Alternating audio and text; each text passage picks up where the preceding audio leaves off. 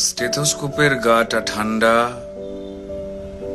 ভাঙা চশমাটা চুপ, হাসি মুখে মেয়েটা ফটোর ফ্রেমে, সামনে জ্বলন্ত ধূপ। ডাক্তারিতে চান্স পাওয়ার খবরে হয়তো সেদিন মেয়েটার বাড়ি জুড়ে ছিল হইচই। রান্নাঘর থেকে খুন্তি হাতে দৌড়ে বেরিয়েছিল মা, চিৎকার করে বলেছিল, ওগো সুখবর আছে, পাড়া প্রতিবেশী সব গেলে কই? ওগো মেজ বৌদি শুনছো, মেয়ে তো ডাক্তারিতে চান্স পেল। এই রুনুর মা, আরে বাবা আমার মেয়ের খবর তোমাদের কি কানে গেল? মেয়ে আমার আরজি করে ডাক্তার হতে চললো। জানো বৌদি, মনে হয় গত জন্মের পুণ্য হয়তো এবার সত্যি হয়ে ফলল।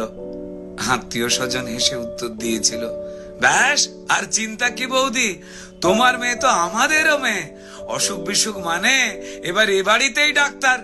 মা বলেছিল, আরে কি যে সব বলো বৌদি, এসব না তোমাদের বাড়াবাড়ির আবদার। শোনো বৌদি, আমার মেয়ে না দেশের সব খবর জানে।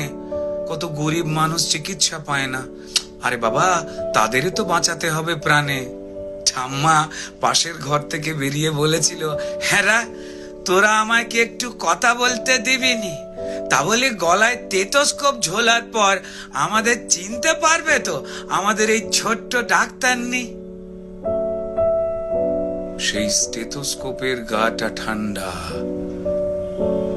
ভাঙা চশমাটা চুপ, হাসি মুখে মেয়েটা আজ ফটোর ফ্রেমে, সামনে জ্বলন্ত ধূপ।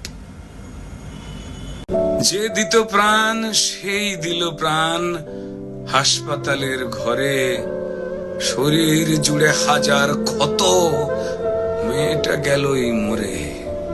খুবলে খেলো শরীরটাকে, ভাঙলো গলার হাড়, খুবলে খেলো শরীরটাকে, ভাঙলো গলার হাড়। পশুর দলে কে কে ছিল, জমাট অন্ধকার।